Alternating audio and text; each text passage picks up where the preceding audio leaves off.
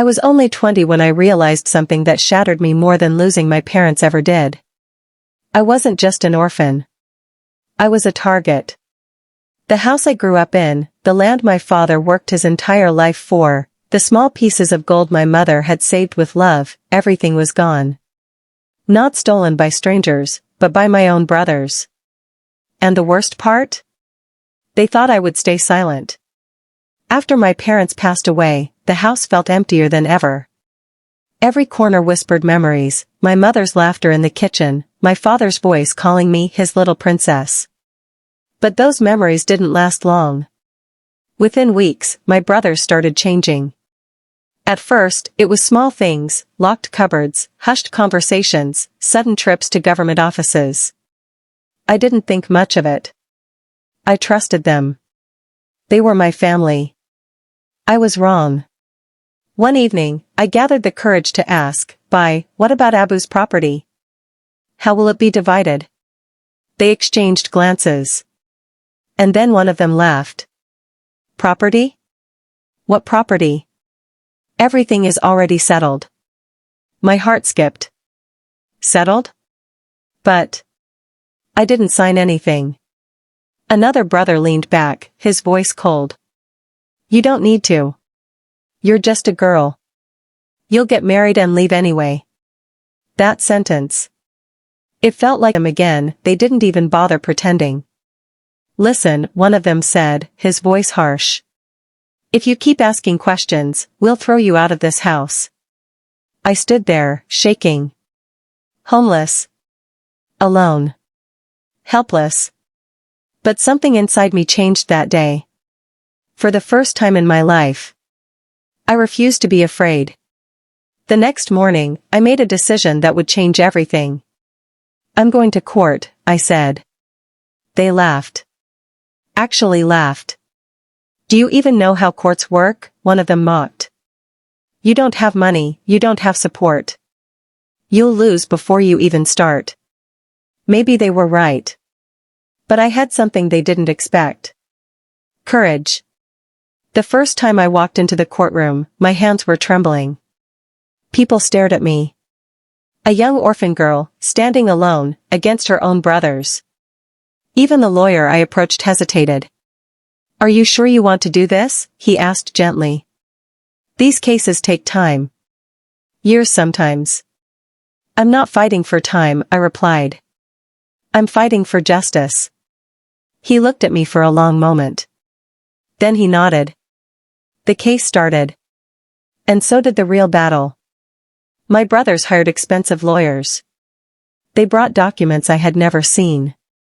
They claimed my father had verbally given everything to them. They even tried to prove that I had no right to question them.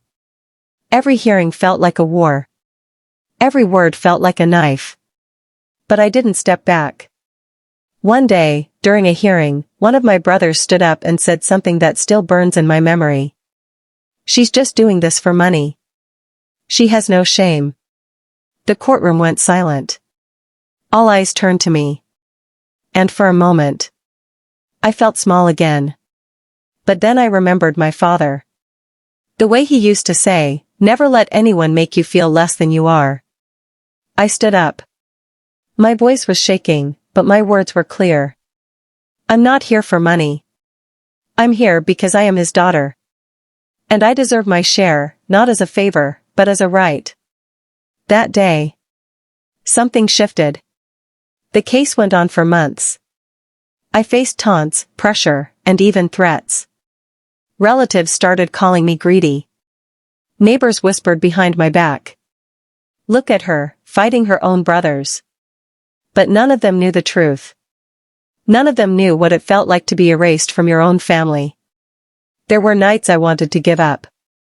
Nights I thought maybe they were right. Maybe I should just leave, start a new life, forget everything. But then I would remember my mother's words. What is yours will always find its way back to you, if you have the strength to claim it. So I stayed. I fought. The turning point came when my lawyer found something unexpected. A document. An official record of my father's property, clearly listing all legal heirs. Including me. It wasn't something my brothers could deny. It wasn't something they could twist. For the first time, they looked worried. The final hearing arrived. My heart was racing so fast, I thought it would burst. The courtroom felt heavier than ever. My brother sat on one side, confident, but not as confident as before. I sat alone. But I wasn't weak anymore. The judge began reading the decision. Every word felt like a heartbeat. This court recognizes. I held my breath. That the plaintiff, as the daughter of the deceased, holds a lawful and undeniable right to her share of the inherited property. Tears filled my eyes. The transfer of property conducted without her consent is hereby declared invalid. I couldn't move. The court orders that her rightful share be restored immediately. In that moment, everything went silent. Not the courtroom. Not the people. But the noise inside me. The fear. The pain. The helplessness. It all disappeared. I had won. For the first time in months, I looked at my brothers. But I didn't feel anger. I didn't feel hatred. I felt something stronger. Freedom. When I stepped out of the courtroom, the sunlight felt different. Warmer. Brighter. Like the world was finally acknowledging my existence again. I didn't just win property that day. I won my identity. I proved that being an orphan doesn't mean being powerless. I proved that being a girl doesn't mean being silent. And most importantly, I proved that justice may take time. But it always comes to those who refuse to give up. If you're reading this and going through something similar, remember this. They can take your things. They can try to take your voice. But only you decide whether they take your courage. Because the day you stand up for yourself is the day your story changes forever.